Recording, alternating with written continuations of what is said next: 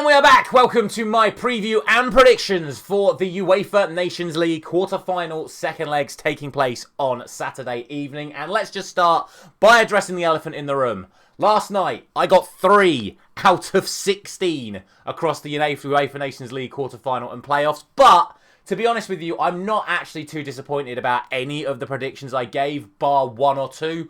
A couple of which we'll talk about in today's video, and of course then we'll talk about more in tomorrow's video when it comes to the actual playoffs themselves. But as always, like we say on this channel, I always encourage you guys to draw your own conclusions from the previews that I make. My predictions are just my conclusions, my little bit of fun, and as always, as we look ahead to these matches today, I'm always fully transparent on how I am performing. 84 out of 168. Exactly 50% in terms of the actual results for this UEFA Nations League.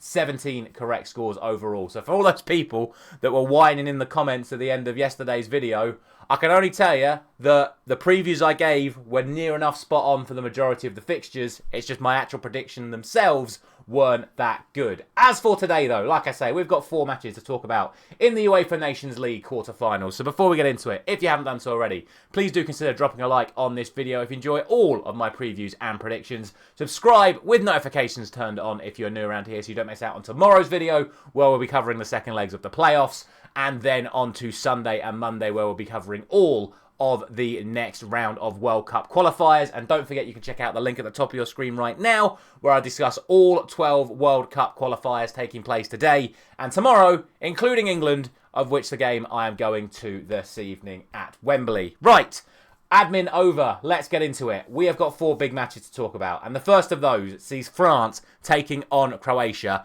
And I have to say it, absolutely unbelievable performance from Croatia last night. I only watched the second half because I genuinely did still think France would have enough to win. So I watched the first half of Germany-Italy. When I saw Croatia were winning, I switched over to watch that second half. And what an unbelievable performance it was. Let's not get it twisted. Croatia could have won this game by more. Andre Kramaric missed a penalty. It was a good save by Mignon, but Kramaric missed a penalty. This could have been 3-0, but it was an absolute classic case of a team of individuals taking on an outright team that was cohesive, well organised, and absolutely wanted to win that football match. Croatia were outstanding. The question is, can they back it up in this second leg? And what does Didier Deschamps do to overturn the deficit that they have? And look, I know there's a lot of France fans out there that have been calling for Deschamps' head for a couple of years now. And from what I saw last night, I can understand why. How you're picking a front line of Dembele, Mbappe and Kolo Muani where you've not picked a natural left winger, when you've got the likes of Barcola having a phenomenal season. You've got the likes of Elise having a phenomenal season where you can actually play genuine wingers, and you're playing Kolo Muani and Mbappe sort of in the sort of left forward position together with Dembele. It just didn't look right. Everything didn't look right about the France setup. And again, every time Mbappe Dembele got the ball, it just looked like they were trying to do it all themselves. And fair play to Croatia. They were defensively solid. Over the course of the game, I can only really think of Fenerbahce's goalkeeper, Livakovic, making one genuinely good save. Other than that, it was a breeze for them. And what I think is most impressive when we talk about the team news going into this second leg is that Croatia had 10 different players and their manager all on yellow cards coming into that first leg. Not a single one of them got booked ahead of the second leg. So no suspensions for Croatia, equally no suspensions for France. And I think it'll be interesting to see what Deschamps does with the France lineup going into this. I think Croatia have given themselves the absolute best possible chance of progressing to the next round. Hopefully that penalty miss doesn't come back to bite them because they deserve to get through from the position they're in. Obviously, I still have to be honest and say France should 100% be considered strong favourites to at the very least win this leg. Will they win the tie overall? It remains to be seen. Final thing to note, Croatia have now not lost. They are unbeaten in their last 3 matches against France and also won at the Stade de France the last time they played there in a 1-0 victory 3 years ago. I'm still going to go for a French win on the night because, again, I still think France should win this match. So I'm going to go for 2-1 to the French. But again, look at the stats from last night. Look at the performance. Look at the history between these two sides. Absolutely no reason why Croatia cannot get another result here. So I'm going to go 2-1 France, but we'll see. definitely think Croatia could get something. Let's move on to Germany and Italy, where actually I can't complain about my prediction here at all. I went for a 1-1 draw. The stats pretty much back that up. It was very even in terms of the chances created and the XG. Germany had slightly more possession. Italy had slightly more big chances, however you want to define a big chance. But ultimately, it was a brilliant set of substitutions from Julian Nagelsmann, which meant that Germany ended up getting the result here. He wasn't satisfied with what he saw in that first half after Sandro Tonali gave Italy the lead. He changed it immediately. He brought on Kleindienst at half-time, and with literally his first touch, heads the ball into the back of the Italy net to make it 1-1 after a brilliant Joshua Kimmich cross. And it was Kimmich again to provide the assist for the second goal. A really high-paced corner whipped in at the front post, which Goretzka was able to glance past Donnarumma, making use of the fact that Donnarumma does tend to leave his goal line, hitting those corners in at the near post, flicking them on to make use of that. Brilliant tactical play from Germany. But overall, an even match. Like I say, Italy had plenty of chances. Oliver Baumann had a fantastic game in goal for Germany. His sort of like first genuine opportunity in goal for the German national team, and he did not disappoint. Makes it a very interesting second leg, it has to be said. But I'm going to stand by what I said in regards to it. I think over the course of the two legs, Germany should be considered the favourites. I went for the 1-1 draw Italy.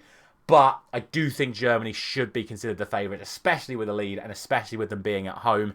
In terms of the team news, it looks like Calafiori picked up an injury for Italy, a slight knee problem, which could see him miss this second leg. But other than that, I don't see there being any potential injury, or certainly there are no suspensions coming into this second leg. Maybe there's a couple of tweaks that could be made to either side. Remains to be seen at this point in time. Final thing to say. Italy won all three of their away games in the league phase, beating France and Belgium away from home. So that cannot be overstated that Italy do have a good away record as things stand. But it should also be noted that the last time these two sides played in Germany, Germany won 5-2. That was 3 years ago. And in their league phase, in their three home games, Germany won by an aggregate of 13-0. No goals conceded, 3 wins out of 3. 13 goals scored. So I'm going to go for Germany. I think they're going to have a little bit too much for their Italian counterparts. I'm going to go for a 3-1 victory to Germany. Might sound a bit harsh. Again, I don't want to just go for constant 2-1s because I think there's a chance all four of these games could be 2-1. But I'm going to go 3-1 to Germany. I think they'll have a little bit too much for Italy.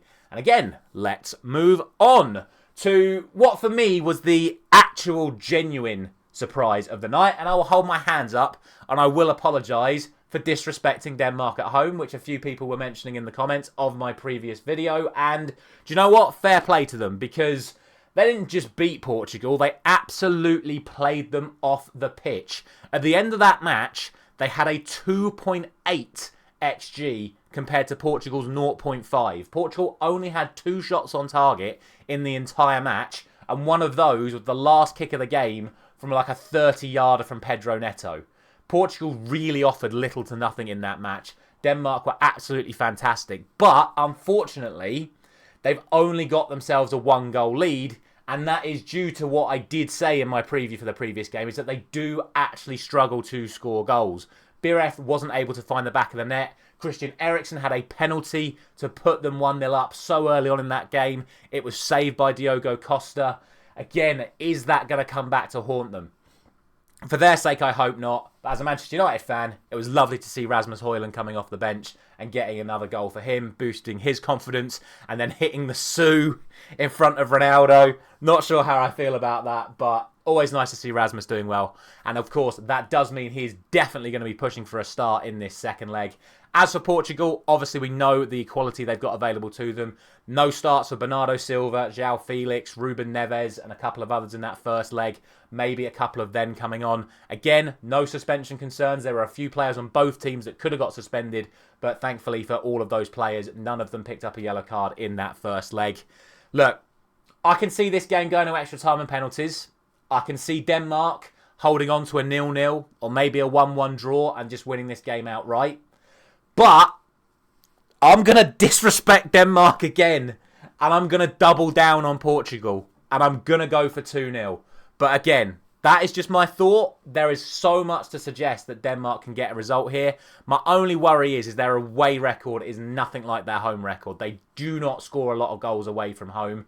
And like I say, 2.xG for only 1 goal in the home leg. So I still think Portugal have a lot to give. I think they're going to be much better in the second leg. And I think they're going to have enough to overhaul Denmark. But we'll see. I think of all of the matches, this is the one most likely to go beyond 90 minutes this week. But I'm still going to go for Portugal 2-0. And then finally, it is Spain against the Netherlands. And to be fair, once again, I'll hold my hands up and say fair play to the Netherlands because I didn't give them much chance against a massively informed Spain. But for the majority of that football match, it was a very, very even game. Chances at both ends. Yes, Spain had slightly more possession. But again, it was only slightly more possession. And like I said, I think the Dutch played really, really well. They created some good chances. The 2 goals that the Dutch scored were absolutely fantastic team goals. Passing it around, creating space. Brilliant finish from Gakpo. And they caught Spain napping at the start of that second half. And Reinders, who is a player in massive form at the moment for AC Milan and for the Dutch national team, was able to capitalise to put them 2-1 ahead after Nico Williams' early goal in the match. However, the game and potentially the tie turned on what I think is a very unfortunate red card for 19-year-old Hato. I thought it was harsh. I've seen it this morning. It's one of them ones where the balls come loose, both players are stretching, the Spanish player gets there first. He catches him across the top of his sort of like gap between the ankle and the leg. But it's not clean. It's a glance. And I think it's harsh. Let me know your thoughts in the comments. If you think it's an outright red card, then fair enough. But I think it's one of them ones where it's very harsh. I think a yellow would have been fine. But once a red's been given, I don't think it was ever going to be overturned. But the good news for the Dutch, they do have Jurrien Timber, who can obviously play left back as well. He can fill in for Hato for the second leg. He's not the only player that's suspended, though. Spain have Jose Perez suspended for picking up a yellow card in that second half. But like I say, it is that red card that changed the game in that first leg. It allowed Spain to come on top. They had more XG in the final 10 minutes than they did in the previous 84 before the red card. And unfortunately, that did mean that eventually that goal did come from Mico Marino, taking a 2-2 draw to this second leg in Spain. And this is where the problems come, because the Dutch did not win any of their away matches in the league phase. They drew away to Bosnia. They drew away to Hungary. They lost away to Germany. Spain have won every single competitive match at home since June 2022. Unfortunately, that is why I think that red card is going to end up costing them, because they now need to go to Spain and get a result. I expect Spain to win this match. Yes, like I say, they have a player suspended. They also have Kubarasi injured. I can never say his name properly. Kubasi. I always want to say Kubarasi. He went off in the first half. Huijsen came on for him. It is expected Kubasi will now miss the second leg. But, again, I just think Spain will be too much for the Dutch. I'm going to double down once again. They can pull off the result, fair play to them, and respect to the manager for actually playing players in form, like Justin Kluivert, like Reinders, like even Van Hecker in the back line. Really nice to see an international manager actually picking and playing players in form, because look at what happens when you can. They've got a chance, but for me, not enough a chance for it to matter. I'm going for a 2-1 victory to Spain, which will see them progress. As always, let me know all your thoughts down in the comment section below. I'm going to go away now and do all my prep work for the remaining playoff second legs over the course of the next few hours, and we'll bring that video for you tomorrow morning. Thank you very much for watching once again. I'll see you tomorrow.